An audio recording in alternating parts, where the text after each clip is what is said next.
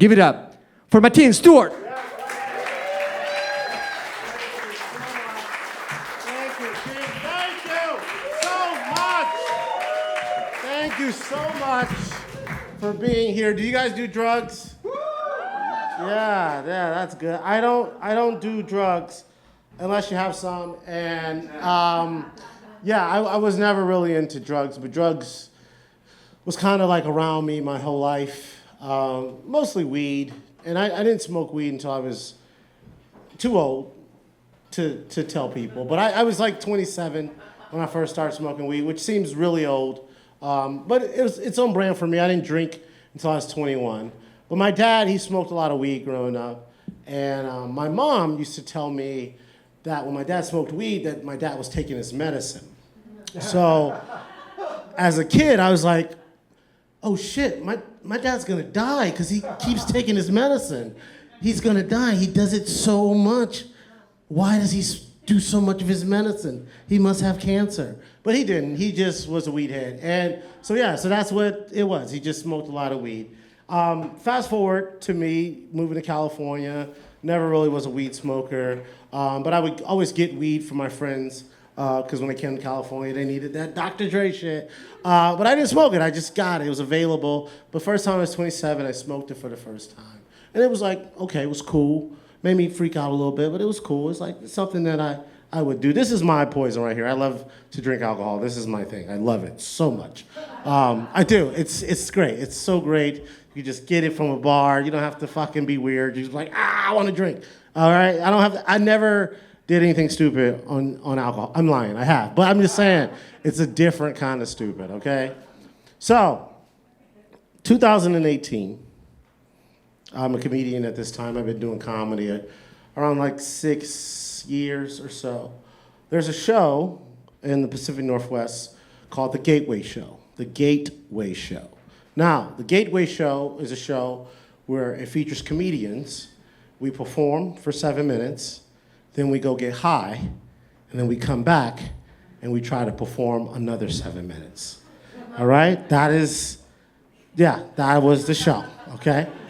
Now, I had done it before. I'd done it a few years before. This is like my third year doing it. And on this run, we were doing 5 cities in 5 days. I'm not a weed smoker, but I'm doing it for art, right? So we did Seattle, Washington. We did Olympia, Washington. We did Tacoma, Washington. And then our 4th stop was Bellingham, Washington. Now, I drank for like 3 days in a row, also while doing this sweet show. And that morning, I was a little hungover. It was September 3rd. I was a little hungover. And I woke up, and I'm like, I'm hungover. I'm going to eat a good old English breakfast. So I had an English breakfast at the pub. It was delicious. Had the beans and the eggs and the bacon and the tomatoes and the blood sausage. Ate it all. I drank like 4 cups of coffee. I was good. Then I drove to Bellingham, Washington to do the show. And I was like, I'm good. Gonna do the show. I'm not gonna drink tonight because I drank so much the nights before. So I go up, I do my first set. It was great. Killed. Like, yeah. Like, I was like, this is why I do comedy. This is so great. And then they take a halftime, and you smoke weed. Like, all the weed. Like, they did like a dab thing where they had like a science experiment, like a Bill Nye thing where you do a torch and you smoke it on a torch. Then they had this fucking balloon bag that filled with weed, and then you suck the balloon bag. And I was like, okay, yeah, I'm kind of high, but I'm okay. Until I wasn't okay. So they called me on stage and said, ladies and gentlemen, your next comedian comes to stage. He's higher than you saw before. Please put your hands together for Mateen, Stewart. And I got on stage and I was like, I am high. And I was like, fuck. You ever went from being horny to wanting your mommy? Like that's, like I went from like, oh, I want to fuck everything to like, where is my mommy? And I just felt very uncomfortable. Like a feeling I never felt before. So I'm starting to freak out. And then I feel a sharp pain run down my left arm. And I go, fuck. I'm about to die on this stage right now. And I was like, that'd be a hell of a way to die right now. Just die on the stage. Well, my heart rate was elevated, and then I just felt this sharp pain, which is a heart attack. So I say, I gotta go. And I thought I had been on stage for like 11 minutes. I was on stage for 2 minutes and 30 seconds. So I get backstage, and the host of the show said, are you all right? I go, I'm not all right. I'm pretty sure I'm having a heart attack. And she goes, you're not having a heart attack, relax. I go, I am having a fucking heart attack, and I'm not gonna relax because I'm having a fucking heart attack. And little did I know that at this time I had accidentally pocket dialed my parents' home. So my mom and my dad heard me say, I'm having a heart attack. Call 911. Because I told the comedians there, I was like, call 911, I need to go to the hospital. And the comedians were like, no, that's gonna cost you a lot of money. I go, I'm not poor, shut the fuck up, okay? Just call. Like, that was what they were about. I'm like, I'm dying. They're like, well, American healthcare is not that great. It's gonna cost you so much money. I was like, I'm dying. What the fuck is wrong with you? So my mom hears this. So I'm like, well, fuck it, I'll call 911. So I call 911. I'm like, yo, lady, I need the fucking ambulance to come here. I'm dying of a heart attack. Don't let me die. Don't let me die. Please don't let me die. She goes, it's gonna be all right. You're not gonna die. I go, I'm pretty sure I'm gonna die. And you ever been to a point where you feel like you're gonna pass out and you try to fight not passing out? Because I was like, if I pass out, that means I'm dead. Because I thought I was gonna die. Now, meanwhile, well, I'm thinking I'm gonna die in Bellingham, Washington. My parents don't know where the fuck I am. All they heard was, call 911, call 911, I'm having a heart attack. So my mother calls 911 in Los Angeles, California, where I live. So the LAPD shows up to my house in North Hollywood, California. Now, I was living with a woman at a time. She wasn't my woman. She was just my friend. We had no sexual relations. She never seen my penis. I never saw hers, okay? So it was, because she kept them locked up in her drawer. And at this time, she had just had a double mastectomy like 3 days prior to this. So she was fucking high out of her mind on drugs. And the LAP knock on my door. Doo, doo, doo, doo, doo, doo, doo, doo. She goes, who is it? They go, it's the LAPD. We're looking for Mateen Stewart.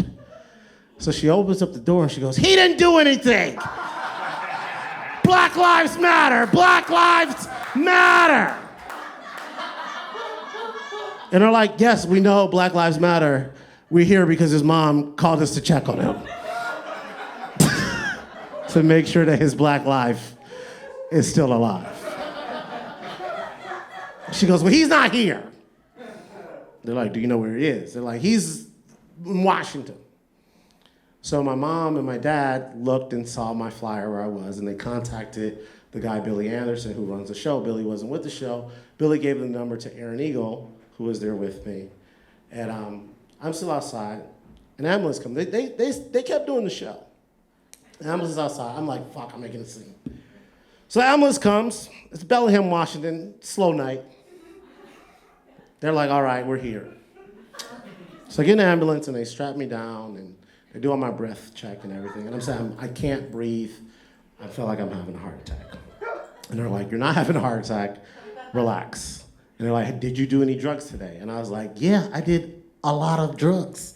But it was just weed. But I'm still having a fucking heart attack. So they strap me down, they do my breathing thing, and it's elevated, elevated, elevated. It won't come down. And so then, I'm still high off of weed, but I'm having a heart attack. Don't fucking take that away from me. And I look up and I see 8 older white men. And I'm trapped in an ambulance. And then I remember that I'm an organ donor. And I was like, fuck, they about to let me die. So they could take my organs. And then I looked up and I'm like, did you guys vote for Trump? That's what I said. I asked them, did they vote for Trump? Because I'm in the middle of nowhere. I'm like, did you guys vote for Trump? And they're like, nah, we didn't vote for Trump. I'm like, are you sure? They're like, yeah. So I'm still fucking freaking out. I can't calm down. And they're like, oh, well, we're gonna take you to the fire station. And I go, for what? They're like, you gotta do some calisthenics. I'm like, I'm dying and you're trying to have me exercise? Because my carbon dioxide levels were so high, so they needed me to do calisthenics. But I was not going to that fire station because it was around the same time, like right after Sandra Bland had went missing in Texas. And I was like, I'm not about to fucking disappear here. I'm like, I'm not leaving. Take me to the fucking hospital. And like, you don't need to go to the hospital. Like, I want to go to the hospital. They're like, no, you just need to go upstairs and run. So I went back into the theater, and I'm going up and down the stairs. And my heart rate's not coming down. My chest still hurt. I'm like, I'm in pain, guys. I don't feel right. I need to go to the hospital. So one guy was a leader. He goes, well, if he needs to go to the hospital, we should just take him. We've already been here 3 hours. Now, my parents had kept calling me. I didn't answer, which was probably the wrong thing. I should have answered. But Aaron talked to them, and they let her know, my mom and dad know I was okay. But I wasn't. I was still thinking I was having a heart attack.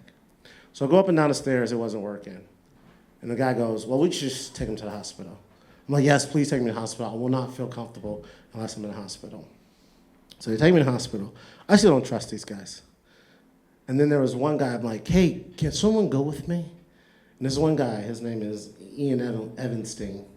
And Ian Evanstein is a Jewish dude. He's tiny, mustache, very Jewish looking, right? And I go, man, if they kill us, I'm sorry. Because they hate your people too. I'm just judging these white guys, okay? I'm fucking high. So Ian gets in the car with me. He goes, you'll be fine. I'm like, hold my hand, Ian. Hold my hand. So he held my hand, and we're driving to the hospital. And these motherfuckers do not turn on the sirens. And they're like, I'm like, turn on the sirens. They're like, we don't need the sirens. I'm like, if I'm paying for it, turn on the fucking sirens. If I'm gonna pay for an ambulance ride, turn on the sirens. So I get to the... They turned on the sirens. They turned them on. So I get to the hospital, and I'm still fucked up. The doctor comes in, and he goes, did you do any drugs today? I go, yes, I did some drugs, but I'm having a fucking heart attack. That don't mean nothing. He goes, all right.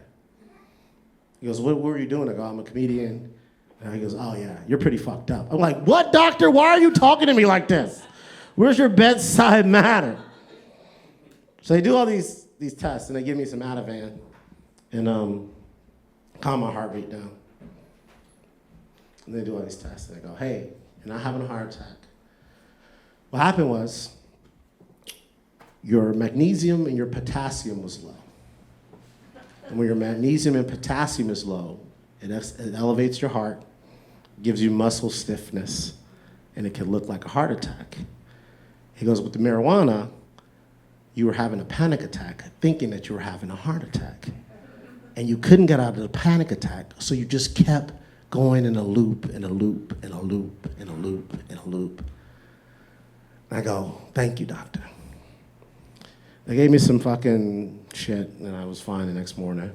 And I finally called my mom and my dad, and they're like, you had us scared to death. I'm like, I know. My magnesium and my potassium was low. I thought I was having a heart attack. Like, we need to know your location at all times. And I'm like, oh, I know. I did a show the next day. The very next day, I still did it. Smoked the same amount of weed. Still, I tried to fight it. You know when you get so high, you're like, I'm not dying, you're just high, shut the fuck up. And that was a very weird experience. Flash forward 2 years later, on September 3rd, 2020. I get a phone call that I missed. And I called my dad back and he goes, hey, your mom's not feeling well. She was having some chest pains in the bathtub. We have to call the ambulance. I said, let me know if she's fine. Let me know when everything is. I went to go take a shower. I come back, I had 9 missed calls. My mom had a heart attack in the ambulance 2 years after I thought I was having a heart attack. It was just like such a surreal moment for me. Then fast forward a year, 2021, September 14th, I had a daughter. And we named my daughter after my mother, Jamie. And we didn't know what Jamie meant till after we had her. And Jamie means supplanter, which means to be replaced after death. And it blew my mind when I found that out. And I remember when I found this out, I held my daughter in my arms and I was like, did you kill my mother? What in the Game of Thrones is this shit?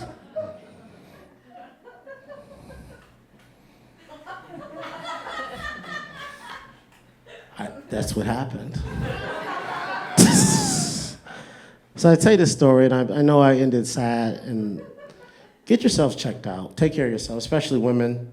Please take care of yourself. Heart disease kills more women than anything in the world. Heart disease kills more women than men kill women. And that's the truth. And if you're black, if you're brown, it kills you way more, and they don't look at you the same. And heart attacks look different in women than it does in men. For me, it was my chest, it was my arm. For women, it could just be heartburn. And that's what it was for my mom. For a long time, she just had heartburn, and the doctor was like, you'll be fine. And at the end of the day, she wasn't. And I talk about my mom and everything, and I make jokes about it because that gets me through a lot of things. But I really am an advocate for making sure that you have really good heart health, and please take care of yourselves. And thank you for listening to me. My name is Mateen Stewart.